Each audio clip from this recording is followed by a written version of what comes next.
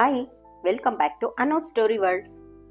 ఇవాళ నేను చెప్పబోతున్న కథ మల్లవరపు మనోహర రెడ్డి గారు రాసిన వివేకవంతుడు అనే కథ.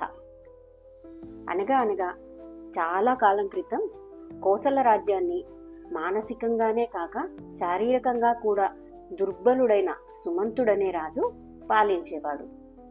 సుమంతుడి తాత తండ్రులు అత్యంత సమర్థులు, సాహసవంతులు. వాళ్ళు కొన్ని అపూర్వ శక్తులు సంపాదించి పెట్టి వాటి సాయంతో రాజ్యపాలన చేయమని సుమంతుడికి హితవు చెప్పి వెళ్లారు. అయితే సుమంతుడు ఏనాడు ఆ అపూర్వ శక్తుల జోలికి వెళ్ళలేదు. అందుకు కారణం దుర్బలుడైన సుమంతుడికి వాటిని ఉపయోగించుకునే వివేకం లేకపోవడమే. కొంతకాలానికి సుమంతుడు మరణించాడు. మరణించే ముందు ఆయన తన ఇద్దరు కొడుకులను చేరవిలిచి, నాయనలారా, నేను అన్నిటా దుర్బలుడైన కారణంగా నా జీవితం నిరర్థకమైంది. రాజుగా కీర్తి గడించలేకపోయాను. మీ తాతలు సంపాదించి పెట్టిన అపూర్వ శక్తులు ఉండి కూడా ప్రజల్ని సుఖపెట్టలేకపోయాను.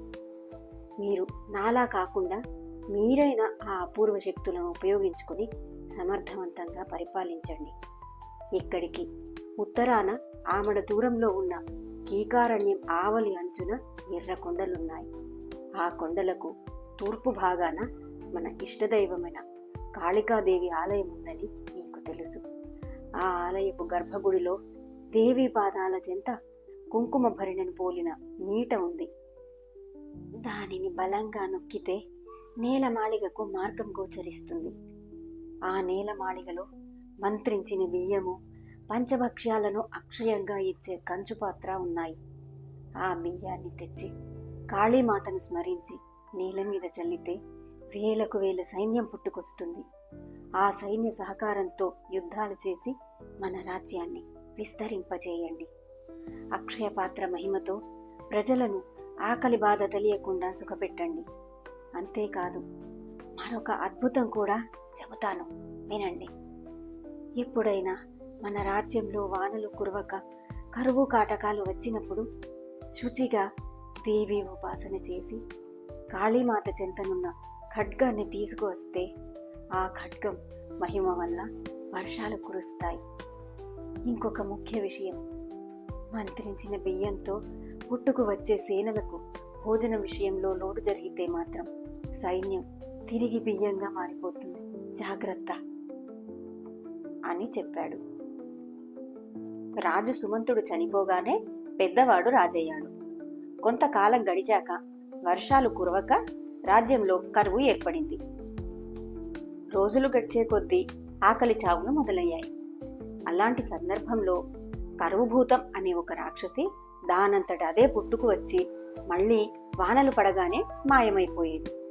అది ఉన్నన్నాళ్ళు కరువు రోజుల్లో రాజ్యమంతటా అరాచకం సృష్టించేది.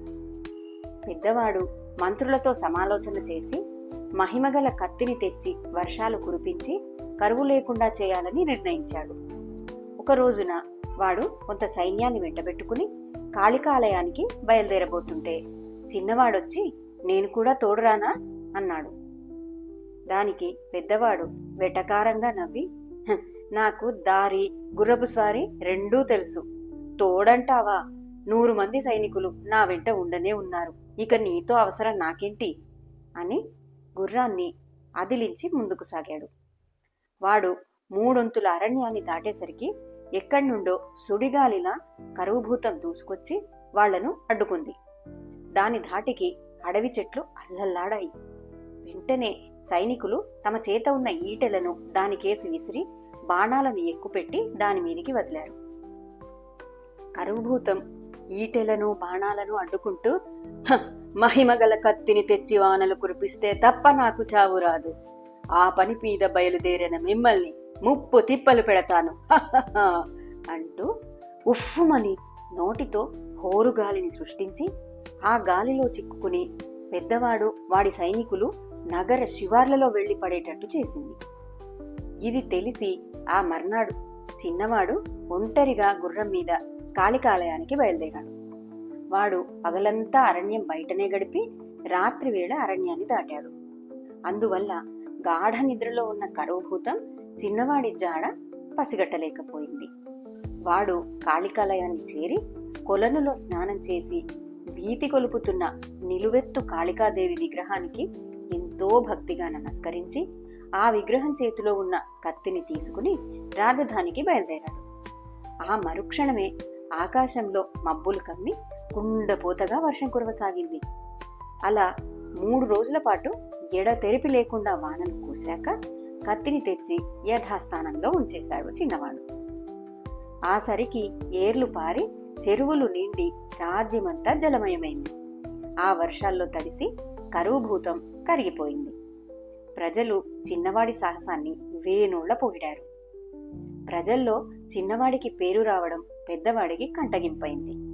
వాడు బాగా ఆలోచించి చిన్నవాడిని మించిన ఘనకార్యం ఏదైనా చెయ్యాలని ఆ మర్నాడే కాళికాలయానికి బయలుదేరాడు. వాడు ఆలయాన్ని చేరుకుని మీట నొక్కి నేలమాళిగలో ఉన్న అక్షయపాత్ర తీసుకొచ్చి నగరంలో ఇలా చాటింపు వేయించాడు: ప్రజలారా, ఆరుగాలాలు కష్టించి పొలం పండించిన, రాత్రింబవళ్లు శ్రమించి మీ వృత్తులు సాగించిన అంతా తిండి కోసమే కదా. ఇక నుంచి మీరు శ్రమించకుండానే పంచభక్ష్య పరమాన్నాళ్ళు భుజించే మహత్తర అవకాశాన్ని మన రాజుగారు కల్పిస్తున్నారు. అదేమిటంటే, రేపటి నుండి మీ అందరి కోసం కోటలో విందు భోజనం సిద్ధంగా ఉంటుంది. వచ్చి భుజించి వెళ్ళండి. ఆ మరుసటి రోజు నుంచి కోటలో సంతర్పణ మొదలైంది. ప్రజలు వేళకు వచ్చి అక్షయపాత్ర నుండి వచ్చే విందు భోజనం తిని పని పాట లేక నిద్రపోసాగారు. ఇలా కొంతకాలం జరిగాక ప్రజలు సోమరిపోతులై పొద్దస్తమానం నిద్రలో జోగుతూ చివరకు తమ గురించి కూడా తాము పట్టించుకోక పిచ్చివాళ్లలా తయారయ్యారు. ఈ పరిస్థితుల్లో ఒకనాడు పెద్దవాడు రాజ్యంలో పర్యటించి ఎక్కడా వ్యవసాయం గాని పశుపోషణ గాని లేక రాజ్యం శ్మశానంలా శిథిలమై ఉండడాన్ని చూసి నిర్ఘాంతపోయాడు. వాడు మంత్రులను పిలిపించి సంప్రదిస్తే వాళ్ళు, ప్రభు, మీ నిర్ణయం అనుచితం. ఈ అక్షయపాత్ర వల్ల రాజ్యానికి క్షయమే కాని ఆవగింజంత మేలు కూడా జరగదు. ప్రజల్లో కొందరు బుద్ధిమంతులు మిమ్మల్ని మతి చలించిన వాడుగా భావించి ఆగ్రహం చెందుతున్నారు. మీరు ఏదో ఒక అద్భుత కార్యం చేసి రాజ్యంలోని ప్రజల మెప్పు పొందకపోతే కొద్ది రోజుల్లోనే వాళ్ళు మీ తమ్ముడికి తప్పకుండా బ్రహ్మరథం పడతారు అన్నారు. తమ్ముడి మాట వినేసరికి మండిపడి వాడు అప్పటికప్పుడు అక్షయపాత్రను తీసుకుపోయి నేలమాళిగలో ఉంచి అక్కడ ఉన్న మంత్రించిన బియ్యం తీసుకొచ్చి నేల మీద చల్లాడు. ఆ మరుక్షణం అపారమైన సైన్యం పుట్టుకొచ్చింది. పెద్దవాడు మంత్రుల్ని సైన్యాధిపతుల్ని సమావేశపరిచి, ఈ సైన్యంతో నేను అన్ని రాజ్యాలను జయించదలిచాను. అందువల్ల నేను చక్రవర్తిని కావడమే గాక మనకు అపారమైన సంపద సమకూరుతుంది. ఇరుగు పొరుగు దేశాల మీదికి దాడి పథకాలని వ్యూహాలని త్వరగా తయారు చేయండి. అప్పుడు ప్రజలకు నా ప్రతాపం ఎలాంటిదో తెలిసొస్తుంది అన్నాడు. 10 రోజులు గడిచి సైనికులు పరరాజ్యాల మీదికి దాడి ప్రారంభించకముందే వాళ్ల ఆహారం కోసం ఖజానాలో ఉన్న డబ్బంతా ఖాళీ అయిపోయింది. దిక్కుతోచక పెద్దవాడు తలపట్టుకుని ఏం చేయడమా అని ఆలోచిస్తున్నంతలో సైన్యమంతా క్షణంలో బియ్యంగా మారిపోయింది.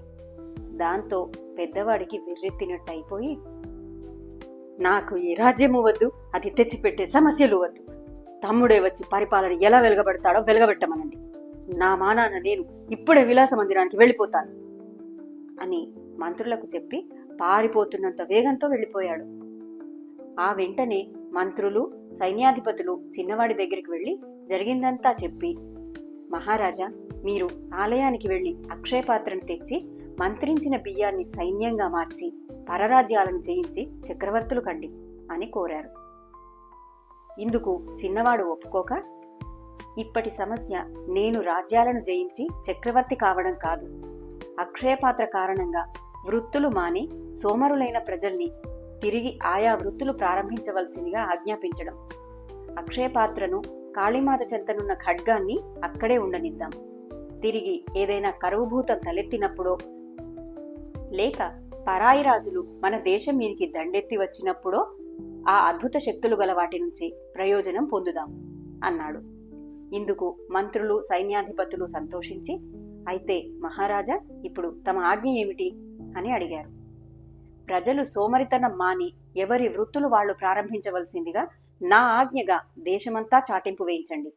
చాటింపు జరిగిన 24 గంటల తర్వాత ఇంకా సోమరులుగా ఉన్న వాళ్లను కారాగారంలో వేస్తామని హెచ్చరించండి అన్నాడు చిన్నవాడు. ఆ విధంగానే దేశమంతటా చాటింపు జరిగింది. ప్రజలు ఎవరి వృత్తులు వాళ్ళు చేపట్టారు. ఆ తర్వాత చిన్నవాడి పరిపాలనలో ఏనాడూ కరువు భూతం తిరిగి తలెత్తలేదు. అది కథ. కథ కంచికి మనం ఇంటికి. మరిన్ని మంచి కథల కోసం నా ఛానల్ని సబ్స్క్రైబ్ చేసుకోండి. Thank you.